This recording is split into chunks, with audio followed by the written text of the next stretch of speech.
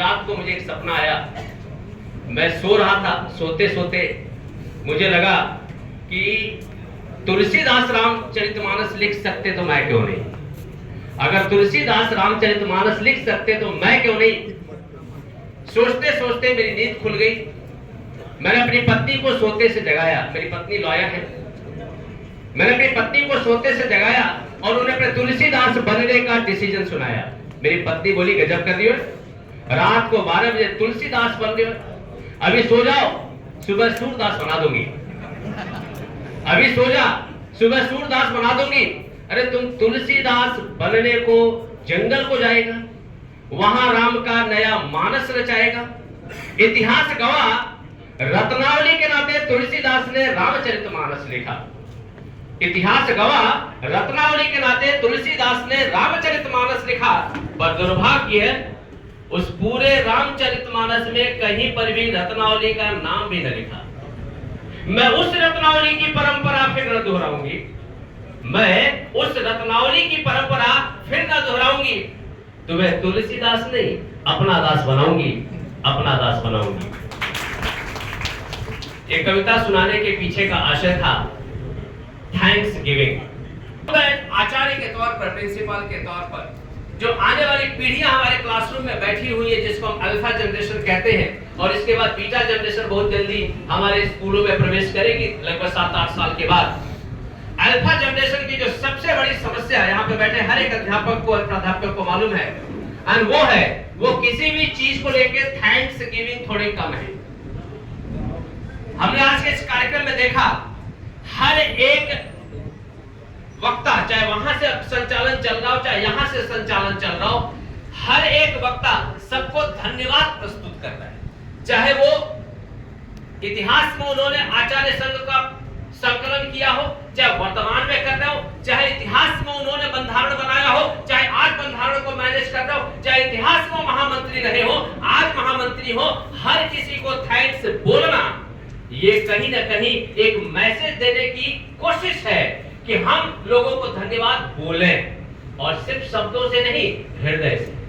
आप कल्पना करिए कि अगर हमारे विद्यार्थी, अगर हम, हमारे समाज के लोगों को धन्यवाद बोलना प्रारंभ कर दें, हर व्यक्ति को हम धन्यवाद बोले जिनके नाते हमारे जीवन में बदलाव आया है, जिनके नाते आज हम इन कुर्सियों पर बैठे हैं, जिनके नाते हमारे शरीर के सारे अंग उपांग दुरुस्त हैं, जिनके नाते आज हमारे समाज में सम्मान है, जिसके नाते हमारा नाम है, जिसके नाते हमारे पास सब कुछ है, तो समाज में कितना समरसता फैल जाएगी। दुर्भाग्य है कि हमने एक दूसरे को धन्यवाद बोलना बंद कर दिया, और धन्यवाद शब्दों से नहीं, हृदय से बोलना बंद कर दिया। आने वाली जोरदार तालियां उनके लिए बजाएं जिन लोगों ने हमारे स्कूल को हाइजीनिक रखा है। हमारे चाहे स्कूल के बाथरूम हो, चाहे क्लासरूम हो, चाहे स्टाफ रूम हो, चाहे प्रिंसिपल का चैम्बर हो, अगर वो साफ सुथरा है तो उन कर्मचारियों के नाते जो सुबह हमसे पहले आकर के हर चीज साफ करते हैं, हाइजीनिक बनाते हैं, उनके हाइजीनिक बनाए हुए स्थान पर हम बैठ करके अपना कार्य करते हैं।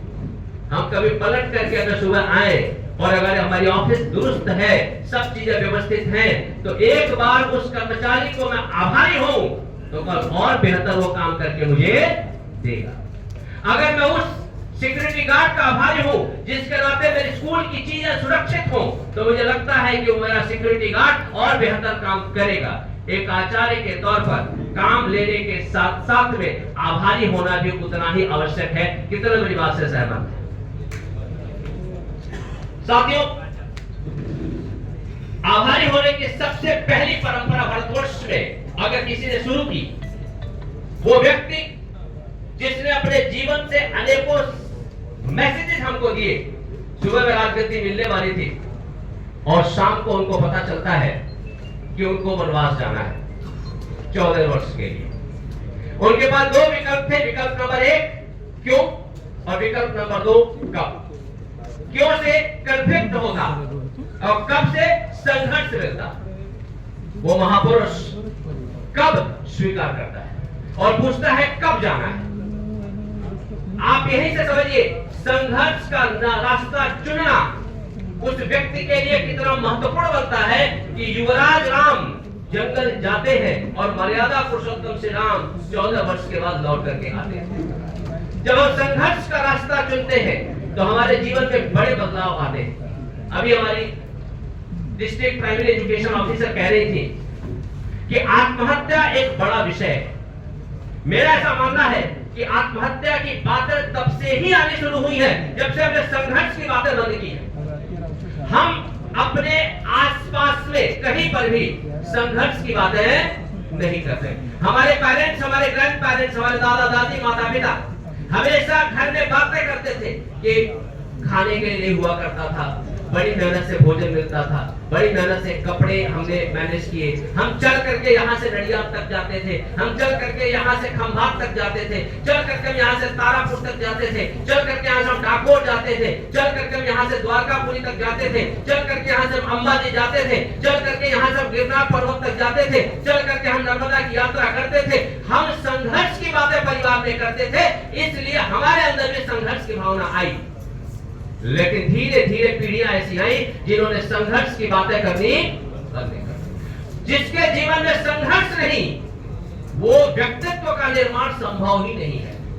हमने चाहे अनचाहे एक ऐसी डरपोक पीढ़ियां पैदा करनी शुरू की है। मैं ऐसे अनेकों मेरे मित्रों को जानता हूं कि जिनके घर में छिपकली आ जाए तो उनके बच्चे और पत्नियां घर के अंदर प्रवेश नहीं करती। छिपकली से डरने वाली प्रजातियां हमने पैदा करनी शुरू की है। इसके जिम्मेदार कौन? इसके ऊपर चर्चा हर एक अध्यापक और प्रधानाचार्य को करना होगा कि बकरी से डरने वाली प्रजातियां, छिपकली से डरने वाली प्रजातियां, कॉकरोच से डरने वाली प्रजातियां पैदा करने के लिए जिम्मेदार कौन है? और अगर ये इतने डरपोक है तो राष्ट्र की सुरक्षा कौन करेगा? साहब, जिस अमेरिका की हम बातें करते हैं, जिस ऑस्ट्रेलिया और न्यूजीलैंड की हम बातें करते हैं, जिस कनाडा की बात करते हैं, दुनिया के जितने भी विकसित राष्ट्र हैं, उन्होंने हमारे ही देश से इंजीनियर्स पैसा फेंके, हमारे इंजीनियर वहां गए। उन्होंने पैसा फेंके, हमारे डॉक्टर्स वहां पे गए। उन्होंने पैसा फेंके, हमारे वैज्ञानिक उनके यहाँ गए। उन्होंने पैसा फेंके, हर तरह के प्रोफेशनल गए। लेकिन उन्होंने कभी भी सैनिक लेने के लिए पैसा नहीं फेंका। सिपाही तो अपने देश का होना चाहिए। भविष्य में भी, अभी हम 5वीं इकोनॉमी है, कल हम 3री इकोनॉमी बनेंगे, भविष्य में पहली इकोनॉमी होगी। हर चीज हम कमा सकते हैं, लेकिन राष्ट्रभक्त हम कमा नहीं सकते, उसको हमको पैदा करना होगा। और अगर राष्ट्रभक्त पैदा करने में हमारे विद्यालय फेल होते हैं, अगर राष्ट्रभक्त पैदा करने में हमारे स्कूल फेल होते हैं, अगर राष्ट्रभक्त पैदा करने में हमारे विश्वविद्यालय फेल होते हैं, राष्ट्रभक्त पैदा करने में हम समाज फेल होता है, तो हम गुलामी के लिए फिर से तैयार रहें। मेरा ऐसा मानना है कि टैलेंट डेवलप करना जरूरी अवश्य है, पर टैलेंट डेवलप करने के साथ साथ में हिम्मती प्रजातियां पैदा करना भी हमारा धर्म है, हमारा कर्तव्य है। हम ऐसे सुरमा पैदा करें, हम ऐसे छावा पैदा करें जो किसी औरंगजेब के सामने सर झुकाने को तैयार ना हो। यह हमारा दायित्व है, यह हमारा धर्म है, यह हमारा कर्तव्य है।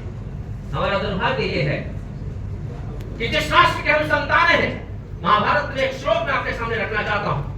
धृतराष्ट्र संजय से पूछता है कि मुझे बताओ कि पांडवों की सेना में कौन कौन है और हमारी सेना में कौन है। उसमें से एक श्लोक मैं कोट करना चाहता हूं। मेरी आदरणीय भाभी नंदिता शुक्ला बैठी हुई हैं।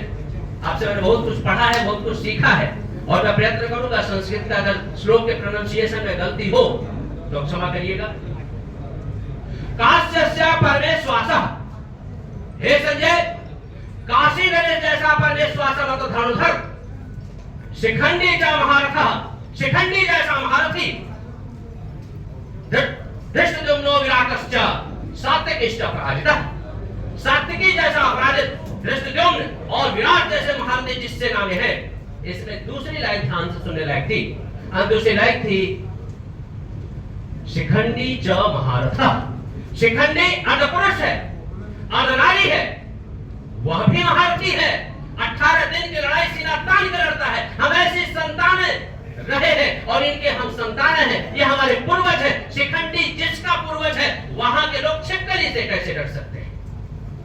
मेरा ऐसा मानना है कि कहीं ना कहीं शौर्य ये समय की सबसे बड़ी डिमांड है। जब